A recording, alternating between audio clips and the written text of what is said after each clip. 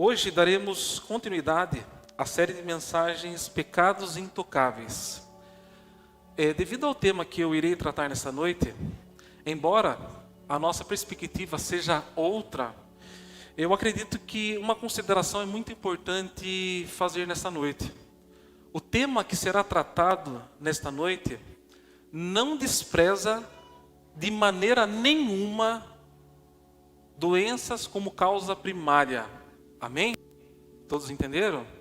O tema que eu vou tratar nessa noite de maneira nenhuma despreza doenças como causa primária. Então peço que você preste bem atenção naquilo que nós iremos falar nessa noite, que Deus possa abrir o entendimento do nosso coração para que o nome dele seja glorificado.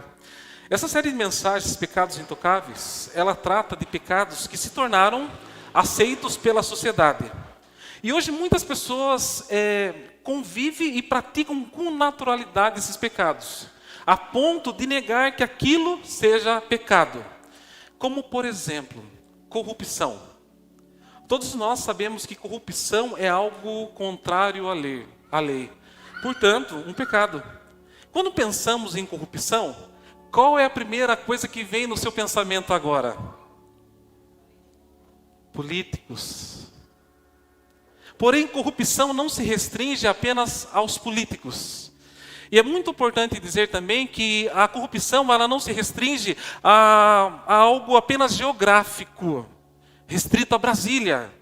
Pelo contrário, é algo muito presente em nosso cotidiano. Corrupção é o ato de corromper. É uma prática tão presente na nossa sociedade que muitas pessoas não enxergam como um erro, como um pecado. É interessante que a corrupção na sociedade, ela é aquilo que os políticos fazem. Já as minhas corrupções não são corrupções, e sim um jeitinho brasileiro.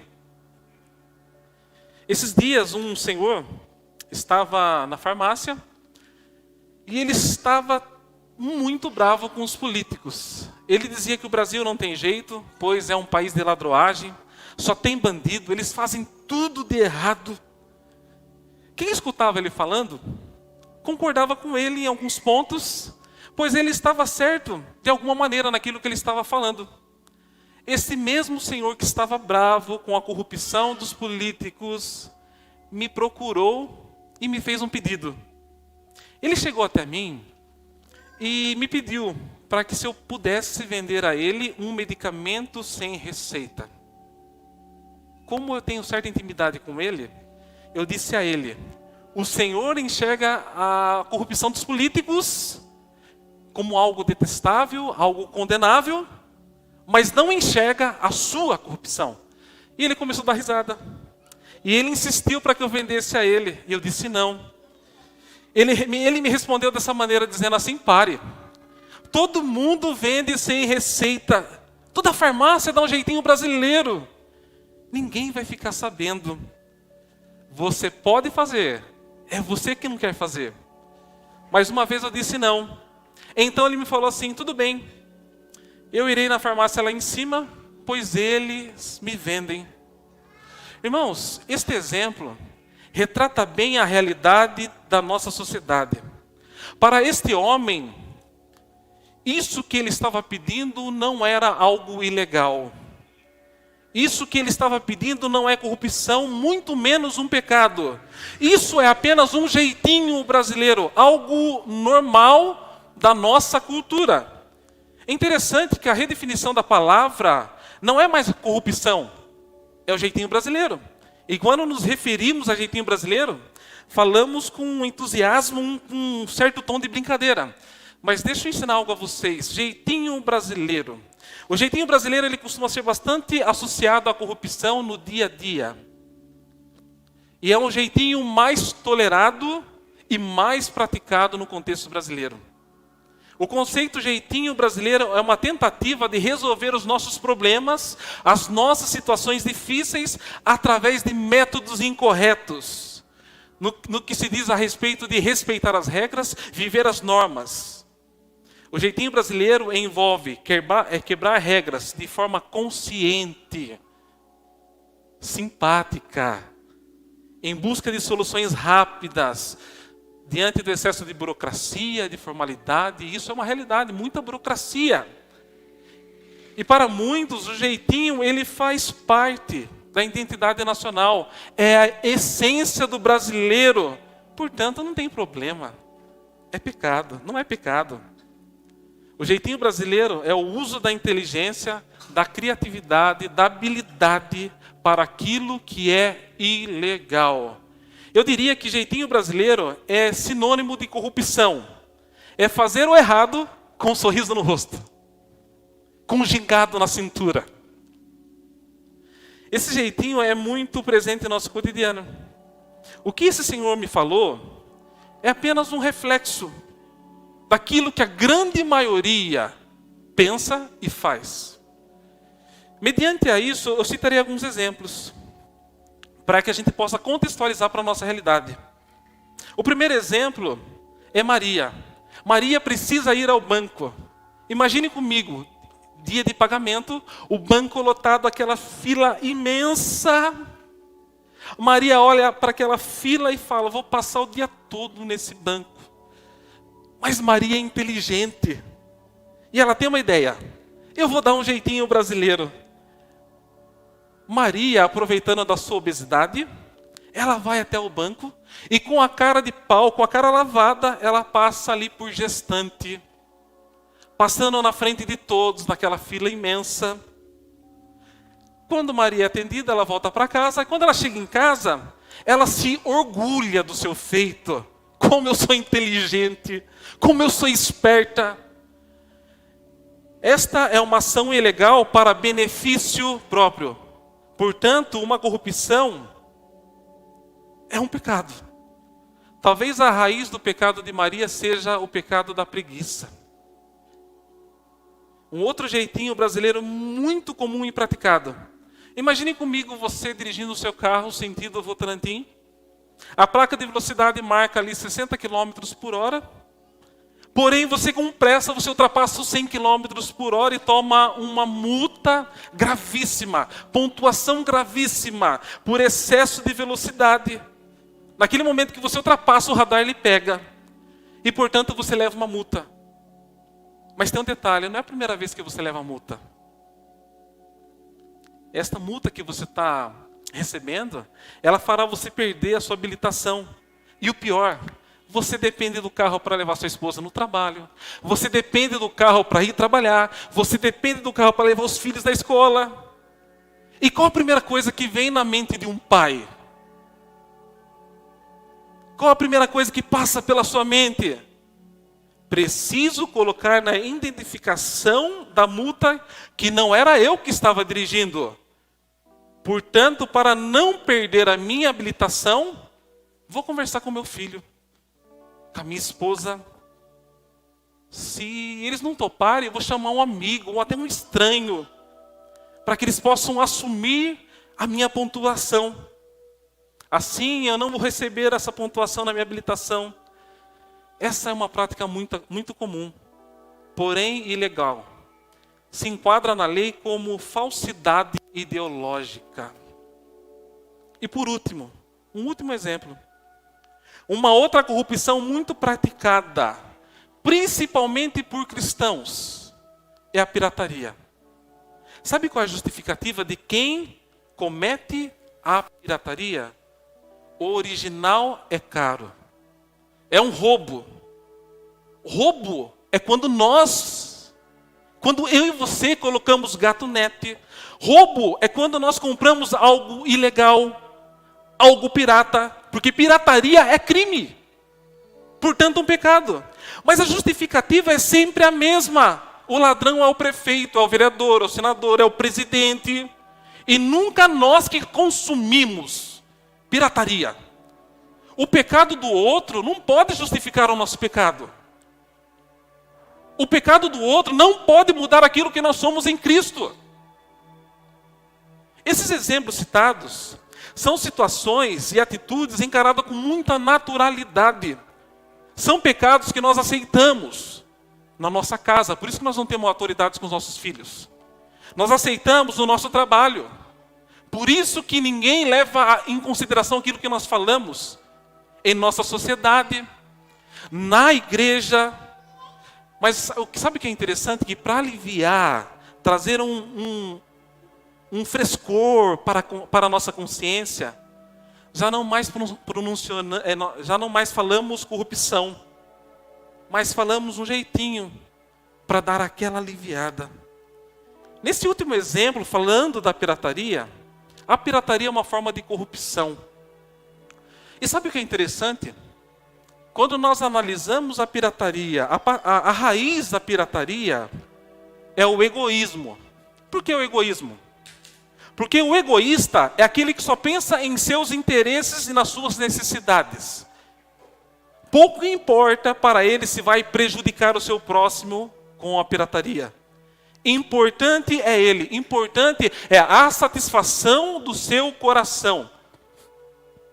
Imagine comigo uma fogueira. O egoísmo é o combustível para o fogo.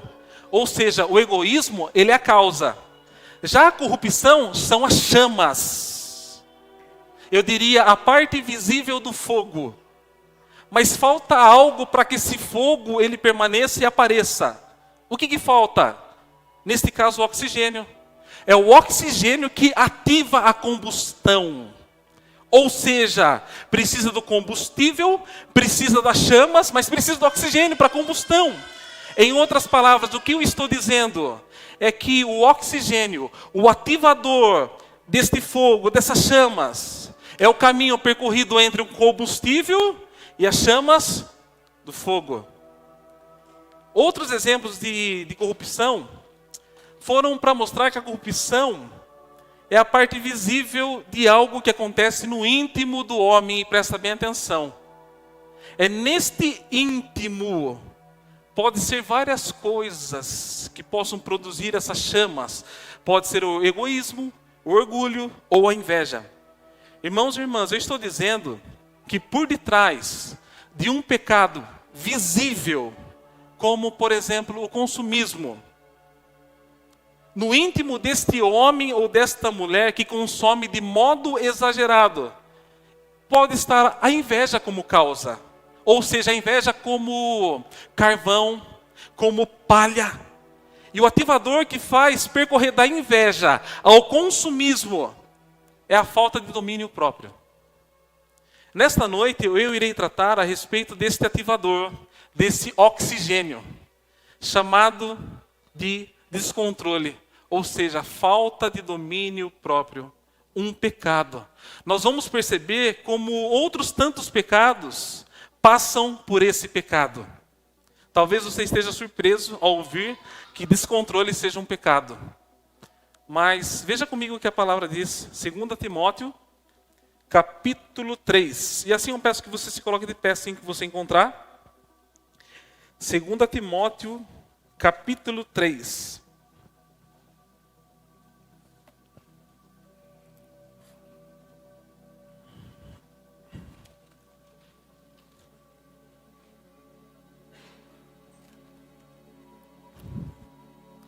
Segunda Timóteo, capítulo 3.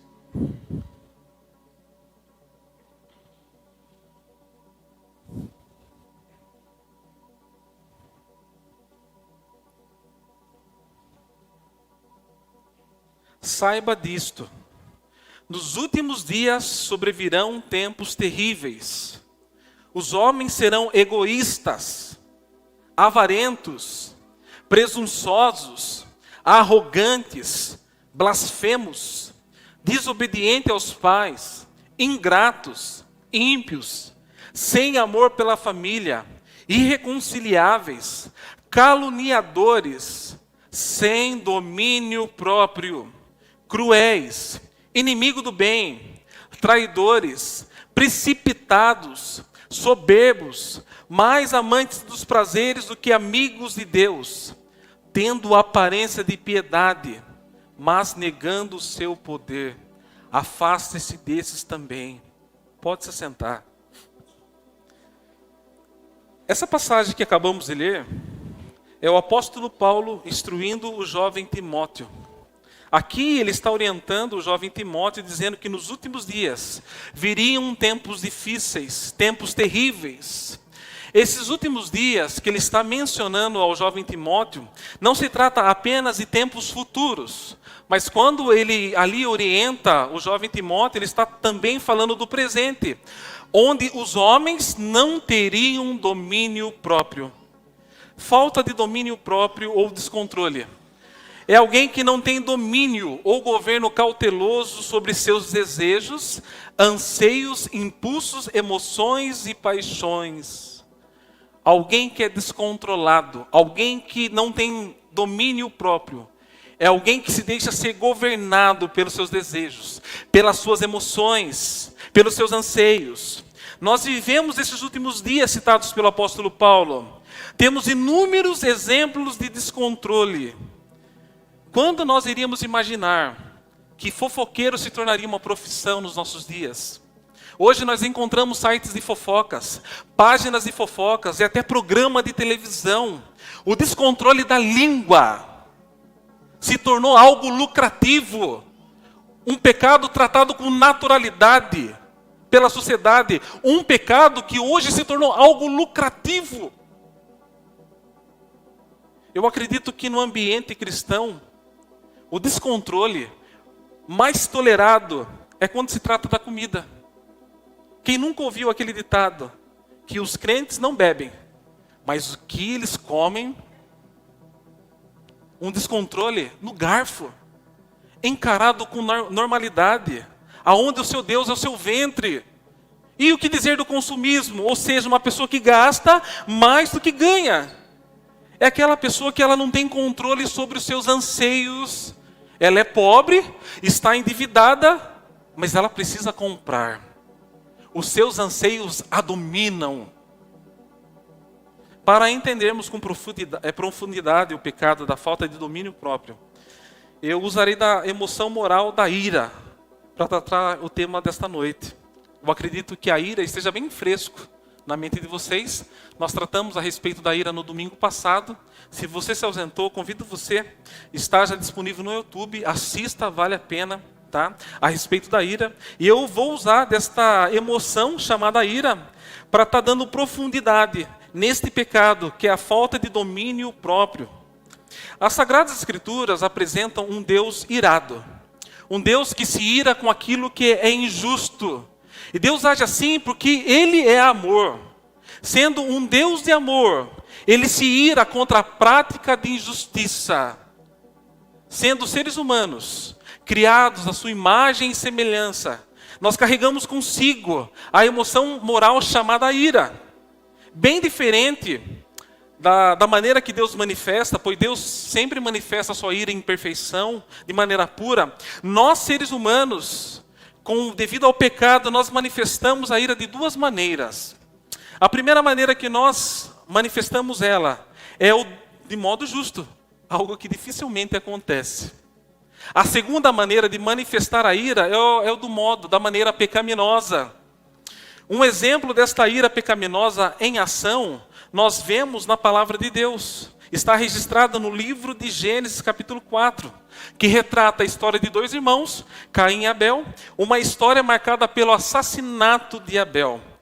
Eu gostaria que vocês atentassem com o texto comigo. É Gênesis capítulo 4, do versículo 3 ao versículo 8.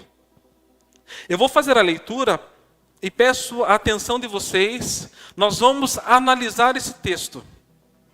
Em Gênesis capítulo 4, do versículo 3 ao versículo 8, diz assim: No tempo da colheita, Caim apresentou parte de sua produção como oferta ao Senhor. Abel, por sua vez, ofertou as melhores porções dos cordeiros dentre as primeiras crias de seu rebanho. O Senhor aceitou Abel e sua oferta, mas não aceitou Caim e sua oferta. Caim se enfureceu e ficou transtornado. Por que você está tão furioso? O Senhor perguntou a Caim. Por que está tão transtornado? Se você fizer o que é certo, será aceito. Mas se não o fizer, tome cuidado. O pecado está à porta, à sua espera, e deseja controlá-lo. Mas é você quem deve dominá-lo. Caim sugeriu a seu irmão: vamos ao campo. E enquanto estavam lá, Caim atacou seu irmão Abel e o matou. Observe comigo o texto. Deus, no versículo 5, ele não aceitou a Caim e não aceitou a sua oferta. E com isso o texto diz que ele ficou furioso, ele ficou irado. E nós vemos aqui Deus perguntando a Caim: por que, Caim, você ficou irado? Por que Caim ficou irado?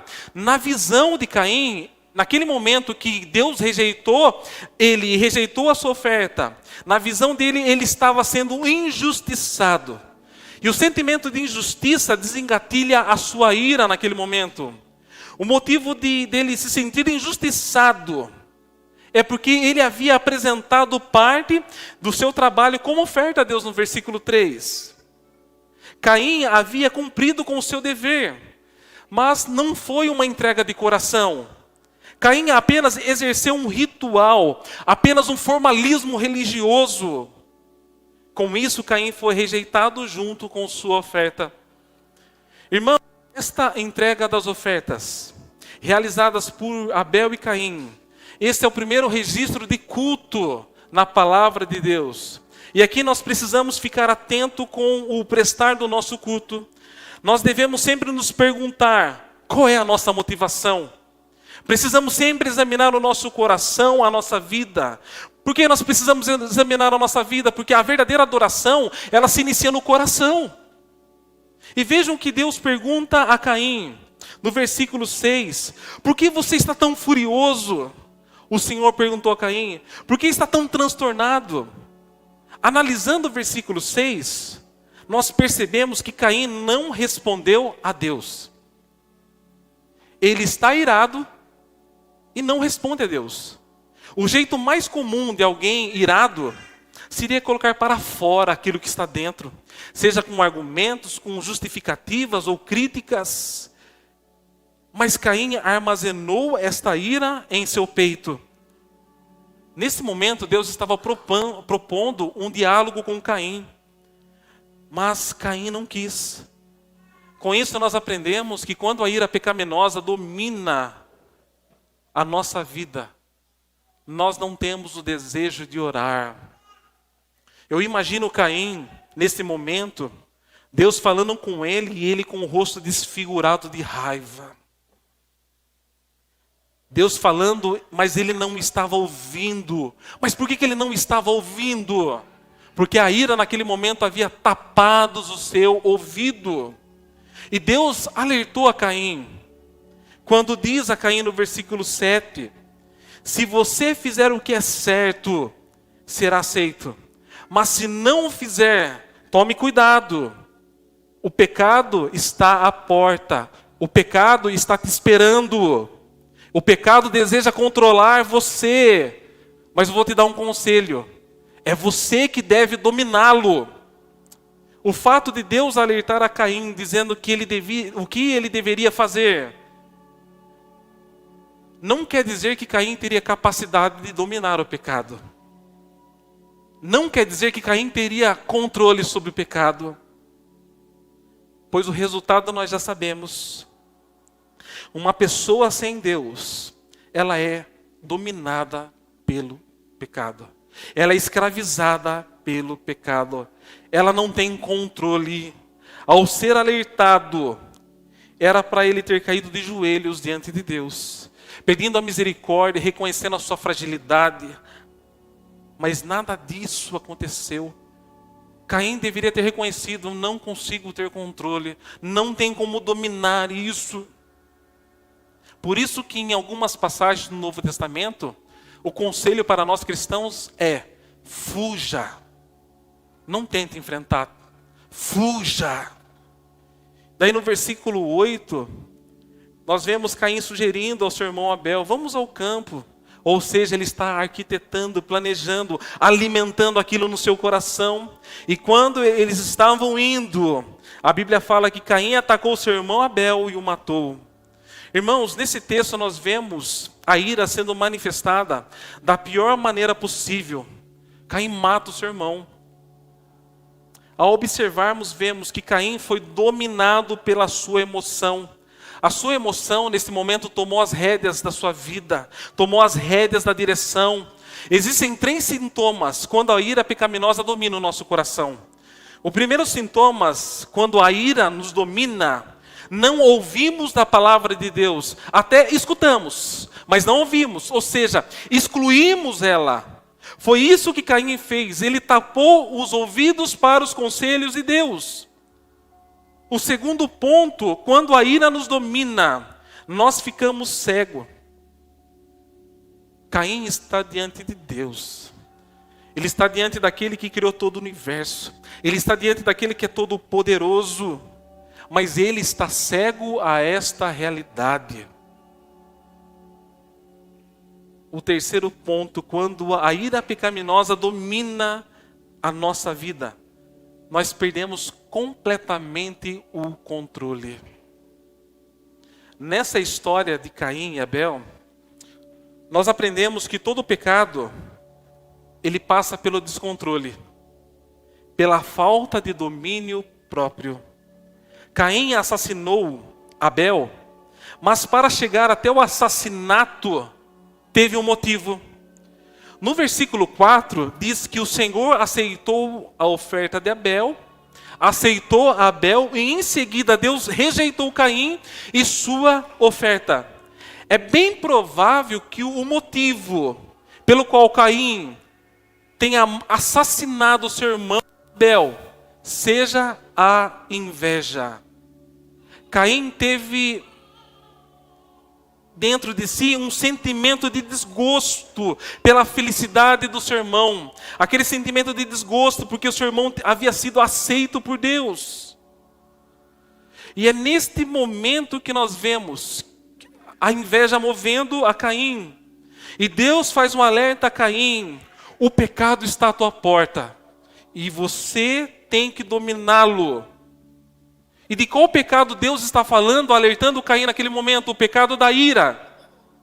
Era para Caim tentar dominar a sua emoção, mas ele estava descontrolado. Uma pessoa descontrolada não tem possibilidade de controlar a sua emoção.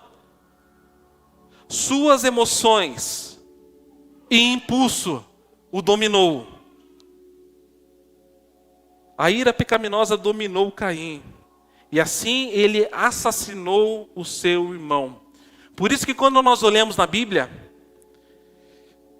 não somente a respeito da ira, mas entre outros motivos, nós vemos a Bíblia alertando sobre a importância do domínio próprio. Pois todo pecado que é visível, nós olhamos aqui para o assassinato de Caim, aliás, Caim matando o seu irmão, né? Essa cena do assassinato, é visível. É visível o pecado. É visível. Já nós vemos que o descontrole é como um carro sem freio, o seu fim é trágico. Eu diria que a inveja foi como um carvão, que através dessa falta de controle resultou em um assassinato. Outro exemplo triste de falta de domínio próprio foi Salomão. Ele escreveu algo incrível. Provérbios capítulo 25, versículo 28. E é muito importante falar, irmão, na vida de Caim, se ele tivesse um domínio próprio, talvez o desfecho da história seria outro, fosse outro. E nós vemos aqui um outro exemplo triste de falta de domínio próprio, Salomão. E ele escreveu algo incrível. Provérbios capítulo 25, versículo 28. Quem não tem domínio próprio é como uma cidade sem muros. E o que Salomão está querendo dizer? Nos tempos bíblicos, os muros das cidades era a principal defesa. Se os muros estivessem rachados, o exército inimigo não teria dificuldade para invadir e tomar a cidade. Como bem sabemos, no livro de Josué, Deus provocou a queda dos muros de Jericó para que o exército avançasse de Israel e tivesse mais facilidade para conquistar a cidade. Salomão, quando ele faz essa citação, Ele está dizendo que uma cidade sem muro é vulnerável ao exército invasor. E ele está dizendo assim, em outras palavras, a pessoa sem autocontrole, a pessoa sem domínio próprio, é vulnerável a todos os tipos de tentações. Sem controle de língua, a fofoca domina a sua vida. Sem controle na alimentação, o pecado da gula se torna uma prática comum, tolerável. Sem controle dos desejos, podemos ser dominados por práticas pecaminosas como o adultério, pornografia. Embora Salomão escreveu esta recomendação, ele foi alguém que não teve domínio próprio. A Bíblia afirma que Salomão teve 700 esposas e 300 concubinas, todas vindas de lugares pelo qual Deus havia reprovado, havia proibido.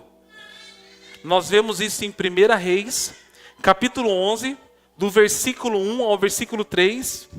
O rei Salomão amou muitas mulheres estrangeiras, além da filha de Faraó. Ele se casou com mulheres de Moabe, de Amon e de Edom, de Sidom e dos Hititas. O Senhor havia instruído os israelitas claramente: não se casem com mulheres dessas nações, pois desviarão seu coração para os deuses delas. E, no entanto, Salomão amou essas mulheres. No total, casou-se com 700 princesas e teve concubinas, e teve 300 concubinas. E elas desviaram seu coração do Senhor. Salomão deixou-se ser dominado pela paixão e desrespeitou totalmente a proibição divina. Como ele era o soberano da sua época, o homem mais sábio, o homem mais rico, talvez naquele momento ele estivesse orgulhoso dos seus feitos. E o orgulho conduziu ele a um caminhar do descontrole, chegando ao ápice da imoralidade. Salomão pagou um alto preço. O descontrole foi um alto preço na vida de Salomão.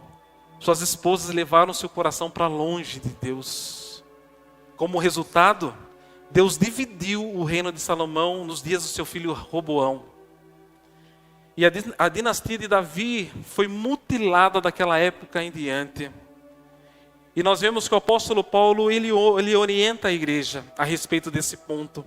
Em 1 Tessalonicenses, capítulo 4, do versículo 3 ao versículo 5, nós vemos o apóstolo Paulo orientando, aconselhando a igreja, e ele fala assim: a vontade de Deus é que vocês sejam santificados.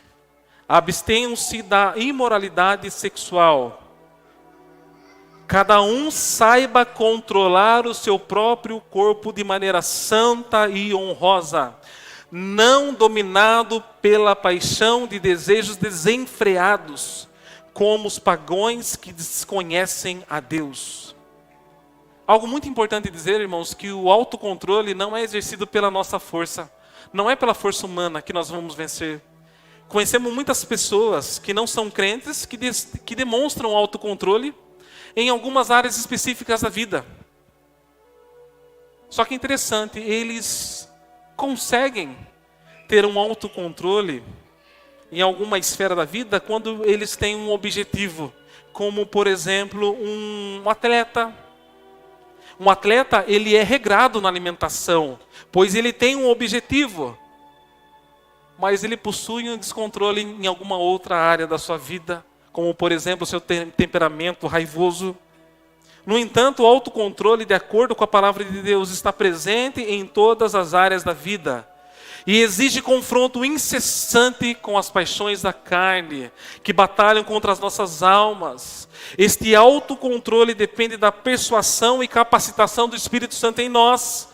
Exige que a nossa mente seja continuamente exposta aos ensinos de Deus, à palavra de Deus, e que a gente possa estar orando e clamando ao Espírito Santo que nos conceda domínio próprio. Talvez diante de tudo isso que eu falei, você esteja preocupado com o seu descontrole. Eu não sei quais são as áreas da sua vida que você tem lutado e não tem conseguido ter um domínio próprio. Pode ser no aspecto financeiro. Tem pessoas que têm um descontrole na questão financeira, outros na questão emocional, e não excluindo a questão patológica, a questão doença. Outros, descontrole no seu temperamento. Talvez você não consiga controlar a sua língua. Se a sua vida tem sido assim, uma vida de descontrole, eu faço um convite a você nesta noite, de reconhecer a sua incapacidade, de você reconhecer a sua fragilidade. Que nesta noite nós possamos clamar a Deus, pedindo que o Espírito Santo encha o nosso coração, encha a nossa vida da sua santa presença, porque é através do Espírito Santo que produz o fruto do Espírito em nós. Na cruz do Calvário, Cristo nos libertou do pecado. Hoje nós temos sim a capacidade, pelo poder do Espírito Santo, de viver uma vida com domínio próprio. Irmãos, a minha oração nesta noite, a minha oração é para que Deus gere em cada coração o fruto do Espírito, pelo qual contém o domínio próprio. Irmãos, o domínio próprio, ele é de extrema importância na vida de um cristão.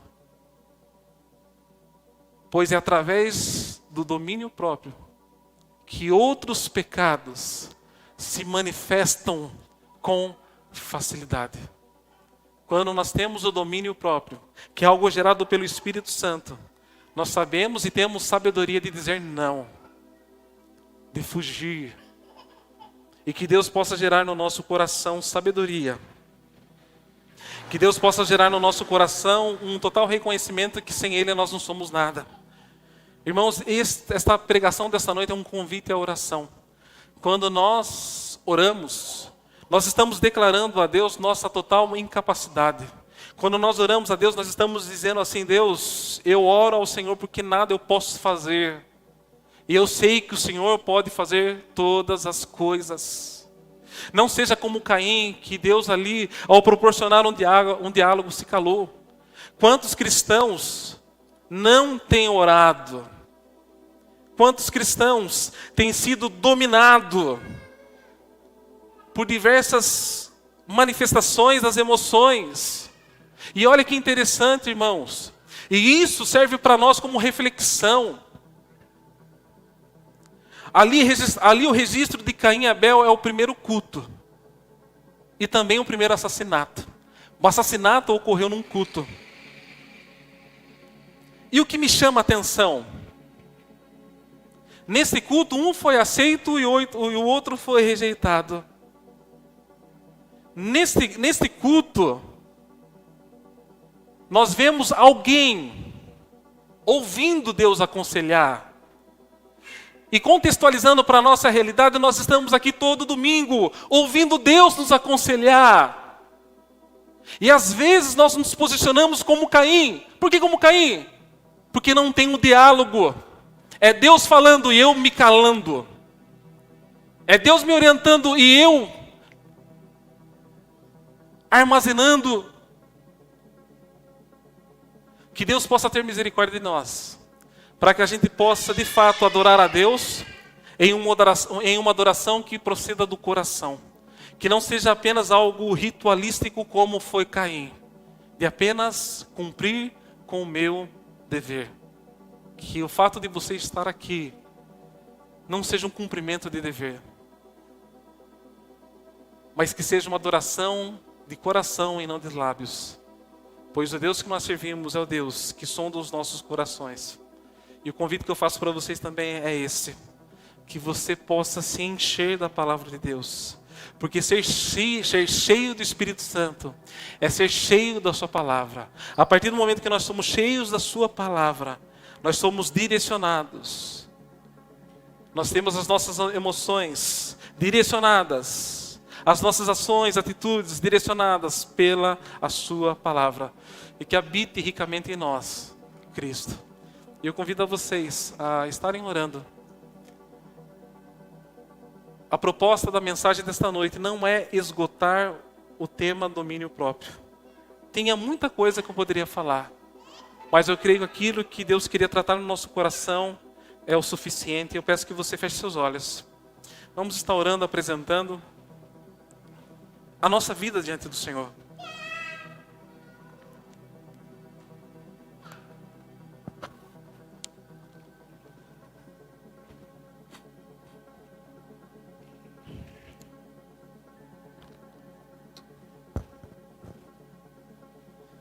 Deus, nós apresentamos a nossa vida nesse momento, Pai. Deus, nós precisamos de Ti, ó Deus, na nossa vida, Deus. Ó Deus, como nós somos falhos. Nós reconhecemos o nosso pecado, nós reconhecemos, ó Deus, a podridão que há dentro de nós, ó Pai. Nós reconhecemos nossos pensamentos maldosos, ó Pai. Deus, nós colocamos neste momento diante do Senhor o descontrole, ó Deus. O descontrole financeiro, ó Pai. O descontrole da nossa língua, ó Pai. O descontrole na alimentação. O descontrole na bebida, ó Pai. Que muitas das vezes nos leva à embriaguez, ó Deus. Ó Deus, nós colocamos diante do Senhor nesse momento a falta de domínio próprio. É a nossa ira que muitas das vezes mata o nosso próximo. É a fofoca que mancha a reputação do nosso próximo.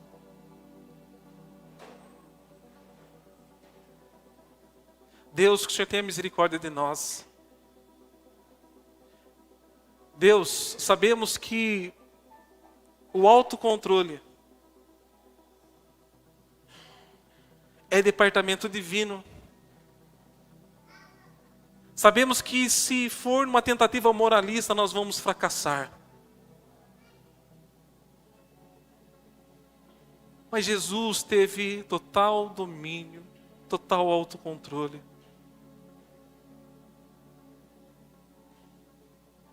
E na cruz do Calvário Ele possibilitou isso.